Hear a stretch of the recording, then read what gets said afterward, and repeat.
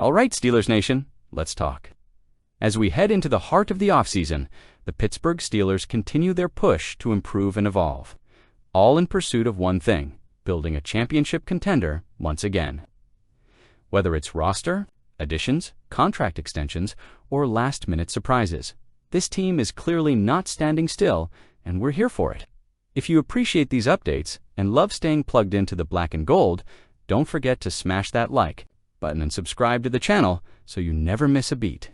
Now, let's dive into two major headlines that could shake up the rest of the Steelers: 2025 offseason, a potential wide receiver addition, and the record-setting contract extension that might be coming for TJ Watt. Let's get straight to it. The Pittsburgh Steelers still don't have a clear WR2 to line up across from DK Metcalf. And no, that's not just a fan concern, it's a reality within the organization as well.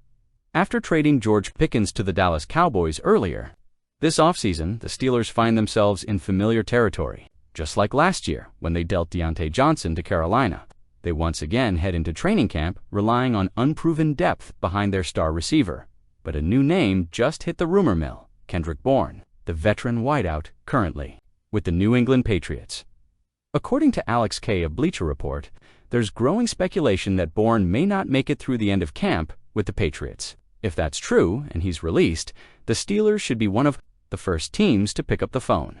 Bourne's best days may be behind him, Kay wrote, but it shouldn't be difficult for him to improve on his underwhelming 2024 marks if he lands with a team that can leverage his schematic versatility and route-running skills. Now, let's be honest, Bourne isn't a splashy name like some fans might be hoping for, but he brings something extremely valuable: consistency, route precision, and veteran experience. Remember, in 2021, he had 800 yards and 5 touchdowns with New England. Last season, he finished with 28 receptions in just 12 games. Not eye-popping, but also not without value, especially on a team like the Steelers where depth remains an issue. Chris Carter from the Pittsburgh Post-Gazette made a good point. Recently, if Roman Wilson or Calvin Austin show out in camp, maybe the team doesn't need to make a big swing at wide receiver. But even then, depth is still a question. You don't want to go into a playoff race banking on young players to carry a full load if one of your top guys goes down. A potential late camp release of Bourne would be the perfect low-cost, high-upside opportunity for the Steelers. And let's not forget, Bourne has the kind of positional versatility that would allow offensive coordinator Arthur Smith to get creative with how he uses motion and play action in this offense. Bottom line, if Bourne hits the market, the Steelers should be on him fast. This offense has the quarterback now. It's time to fill in the remaining pieces. All right, switching gears, let's talk about TJ Watt and the contract drama that's quietly bubbling beneath the surface. Look, we all want Watt to retire. A Steeler, he's a Defensive Player of the Year. He's the heartbeat of the defense. And let's be honest, the guy is one of the best to ever put on the black and gold. But here's the catch: he wants to be paid like it. And with Myles Garrett setting the market at $40 million per season, Watt's camp is now in a position to ask for more. NFL insider James Palmer from Bleacher Report recently said, "I'm hearing there's a chance Watt gets past $40 million per season. He has every right to ask for it." The numbers are almost identical in every aspect between him and Garrett. I mean, he has the right to try to get that. That's not just smoke, that's real talk. And let's not forget, Watt didn't show up for OTAs or minicamp. He's sending a message without saying a word now. The Steelers are notorious for handling their business before things get ugly. And General Manager Omar Khan has shown he's not afraid to get creative. So the expectation is that a deal gets done, and likely before training camp opens in July. But here's where it gets really interesting. The Steelers don't have unlimited cap space, especially after committing to Aaron Rodgers for 2025 and still needing to keep other core pieces around. So how do they do it? Steelers reporter Chris Adamski gave one possible path. They'll probably find a way to creatively make the average annual value look like $40 million or more, and then use void years or non-guarantees to make it all fit. There are a lot of accounting tricks out there in the salary cap world. In other words, this deal could be a win-win. Watt gets to say he's the highest paid defensive player, and the Steelers maintain flexibility. It's all about optics and smart structuring. But here's what we can't ignore. If Watt doesn't get the deal he wants by late July, it's unlikely he'll be a full participant in camp. Just like in 2021, he could pull the infamous hold-in, attending meetings and staying around the team without risking injury on the field. Not ideal for anyone, but the good news is the front office seems confident. And frankly, so are we. It's official, the Steelers' quarterback saga is over, at least for now, and it ends with a future Hall of Famer under center. Aaron Rodgers has finally arrived in Pittsburgh, and not only is he all in for the 2025 season, but he's already hyping up some players most fans probably haven't even noticed yet.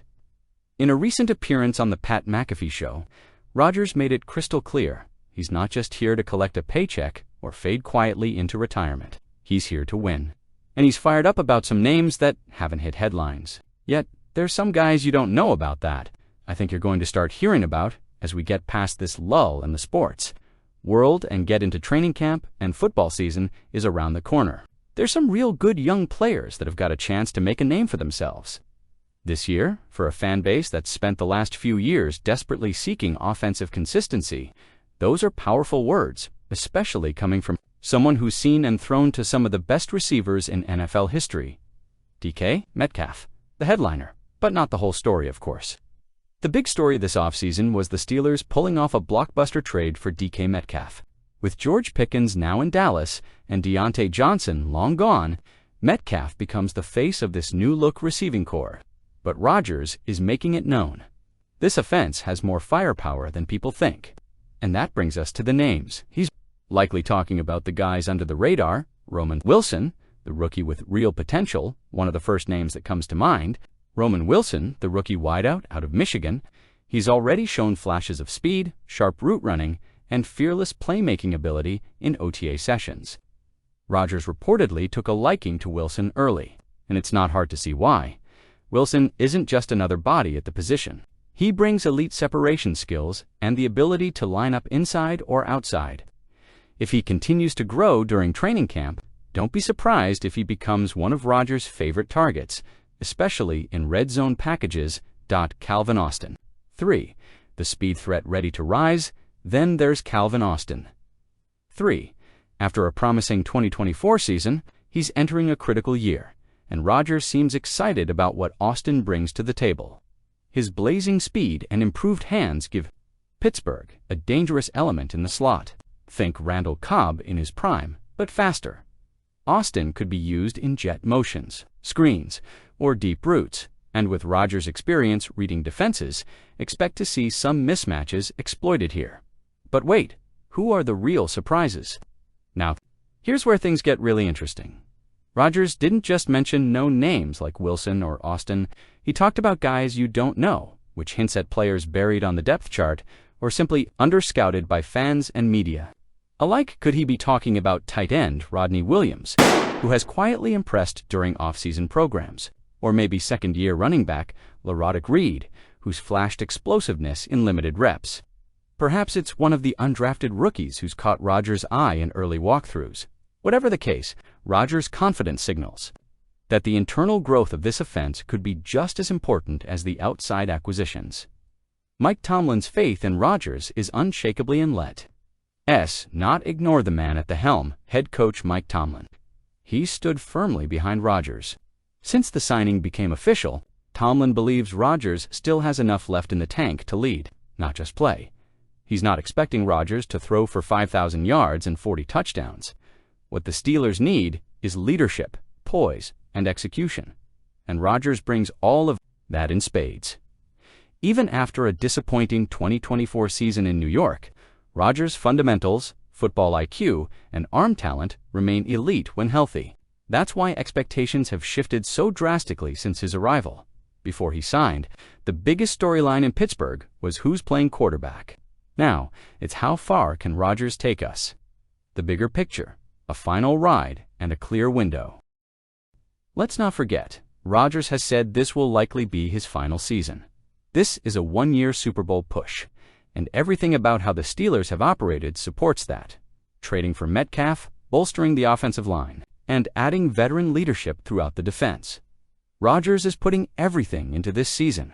And if that effort rubs off on the rest of the roster, especially the younger players, this team could shock the league. So, to wrap it up, the Steelers are a couple of pieces away from entering the 2025 season as true AFC contenders. If they add Kendrick Bourne, it immediately stabilizes the wide receiver group behind DK Metcalf. No, it's not a George Pickens replacement, but it's a move that adds balance and gives Arthur Smith a better toolbox to work with.